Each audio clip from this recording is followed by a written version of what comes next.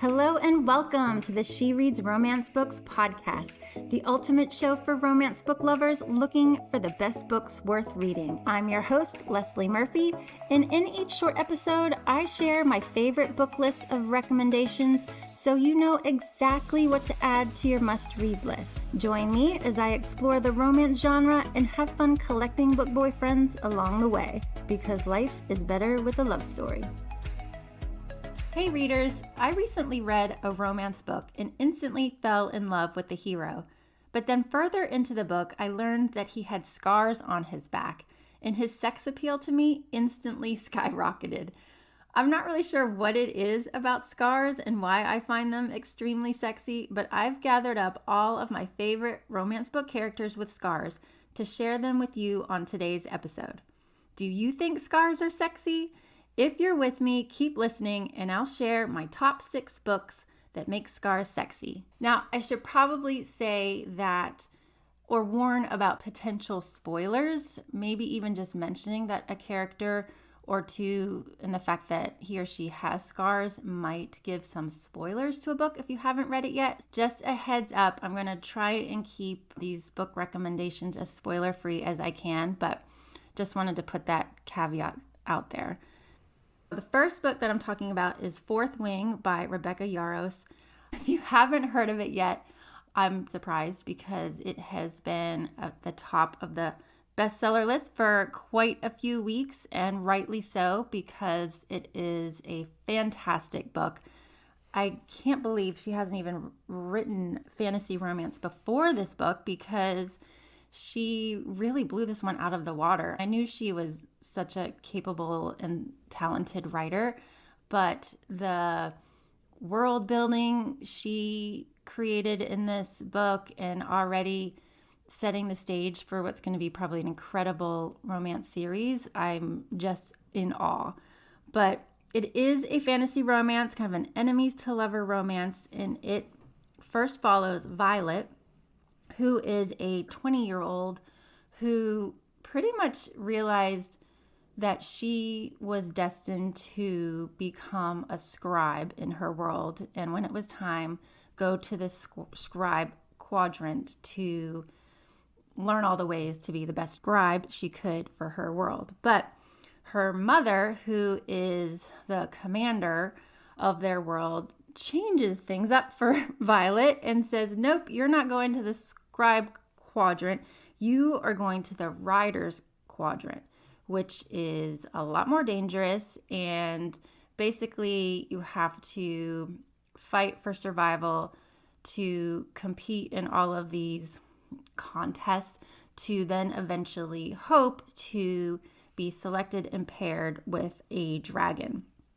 But once she's actually just makes it into the writer's quadrant, she comes face to face with Xaden, who is a third-year, pretty ruthless wing leader already in the writer's quadrant. And he has a very good reason to not like Violet, but they soon become more than just the enemies that they originally were. And I loved Xaden because he's this quiet leader. He holds his feelings close to the vest, but he just oozes sex appeal without even trying on everything that he does. As I had said earlier, into the book, I learned about the scars that he has on his back. And oh my gosh, his sex appeal then just totally increased when I really didn't think it was possible because I already fell hard for him. I won't go into why he has those scars on his back, but I really do hope actually that Rebecca Yarros maybe gives us some flashbacks to that time period or gives us even more about his past in some of the upcoming books of the Fourth Wing series, because I think that would be absolutely fantastic. But if you haven't read Fourth Wing yet, highly recommend it for not only the strong heroine of the story, but the really sexy Xaden, who had even more sexy scars on his back, and you'll find out why. Book 2 that proves why scars are sexy goes out to Outlander by Diana Gabaldon. And She'd probably say, Leslie, this is not a historical romance, which I totally characterize it as. She will say it's just historical fiction, but I'm absolutely and totally in love with the hero of the story, Jamie Fraser. He is another hero with scars on his back that were a result of multiple whippings at the hands of the sadistic Jack Randall, and again when he was in prison after the rebellion.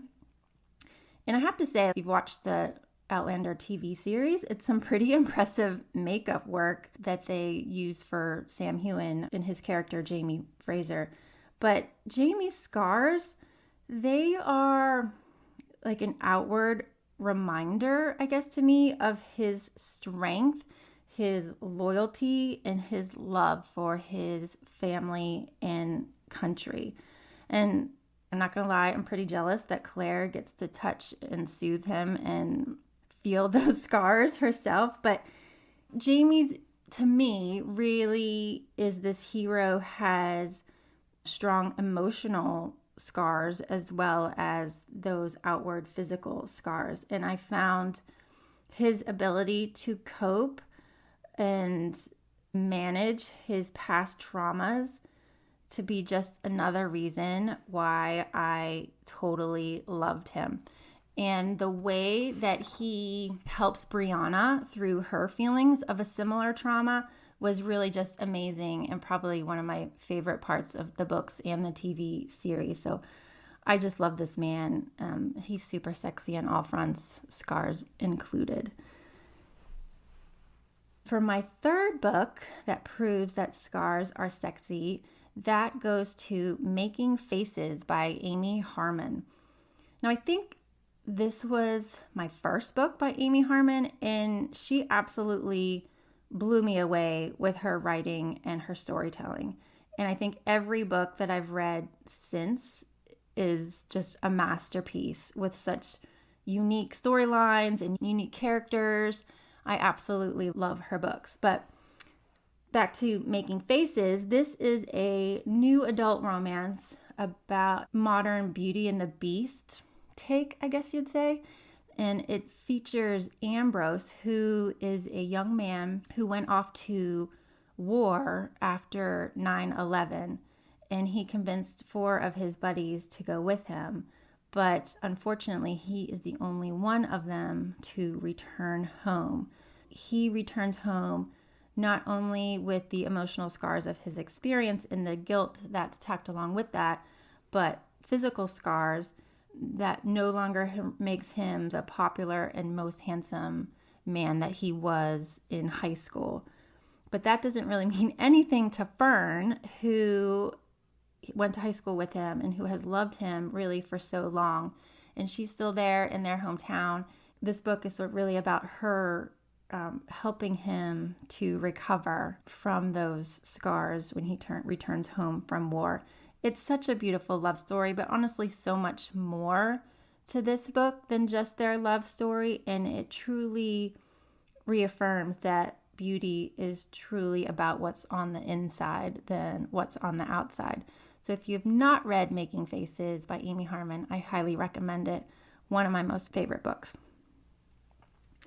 The fourth book I want to talk about is another Beauty and the Beast type story. And we're going back to historical romance, and that is Romancing the Duke by Tessa Dare. It, too, is one of my absolutely favorite romance novels. It features Izzy, who is just this feisty heroine who I totally love from like the first page. She is basically on the brink of poverty, but learns that she has inherited, but a very dilapidated castle. And upon moving in there, she finds Ransom, who was this once dashing duke, is living there. And he had no idea that people thought he was dead, but he's obviously not. But he is a man truly broken, and he's there reeling from an accident that left him scarred and pretty much just a shell of a man that he once was. But you pit her feisty spirit against his brooding, and it really made the best banter. And despite his best attempts to push her away, they both truly, by the end of the story, realized that they are exactly what they both needed. I absolutely loved Ransom. Scars and all, definitely one of my favorite historical romances that you should add to your TBR list. So the next two books are actually featuring heroines with scars. Couldn't leave out the leading ladies, but the scars on both of these young women were what I consider just an outer mark of their inner strength that I truly admired in both of these young women. And the first book, or the fifth book, I should say, of this list of recommendations is From Blood and Ash by Jennifer L. Armentrout. This, hands down, one of my favorite fantasy romance books, favorite fantasy series.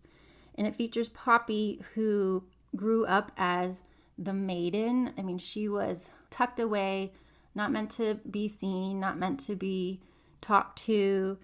But as a child, she was attacked by a creature that left a scar on her face. And I think learning that about her as a child, it was really this great foreshadowing that even though that scar occurred when she was her most vulnerable, she grows up to be someone so strong and so powerful, not just in this book, but honestly throughout the entire series. And I love that about her, that she wasn't necessarily this perfect face for her world to get behind necessarily, but it was this beautiful, I won't even say flaw, but beautiful aspect of her that I think just made her, in my eyes, just even more someone to look up to because of her strength. So absolutely loved that book. Now, the second book featuring a heroine with scars is Beard with Me by Penny Reed.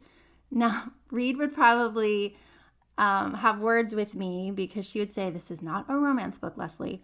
It is more literary fiction, which is totally fine, but I had to include it because I just love this origin story of Scarlett and Billy Winston. If you have read any of the books in the Winston Brothers series, then you had to have read this book because it's just incredible. And it's really Scarlett's origin story and how she fell for Billy as a teen and hiding out in the woods and really just trying to protect herself and escape from the father, who was just this complete psycho, who would slice up her back and use a blade and cut her up. And so she has all of these scars from the times that he did that. And this book is heartbreaking, not just from what Scarlett goes through, but what Billy goes through too. But again, those two characters just embody what it means to be a strong human being. And I cannot recommend it enough. There's my list, you guys. 6 books. Highly recommend if you too think scars are sexy. I think it's such a fun piece to pick out of different books.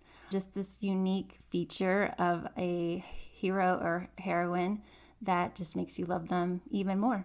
Hope you check them out. Let me know if you do, and happy reading. That's all for this episode of the She Reads Romance Books podcast. I hope you enjoyed it and found some new books to add to your TBR list. If you did, please subscribe, rate, and review the show on your favorite podcast app. It really helps me reach more romance book lovers like you, and I appreciate your support. If you're a book boyfriend collector like me, then you'll want to join my email list so you never miss a podcast episode or a new book list. Just visit shereadsromancebooks.com/join and sign up today. As a thank you, I'll instantly send you my list of top 10 book boyfriends that will make you swoon. Trust me, you don't want to miss this list. Thank you for listening, and until next time, happy reading.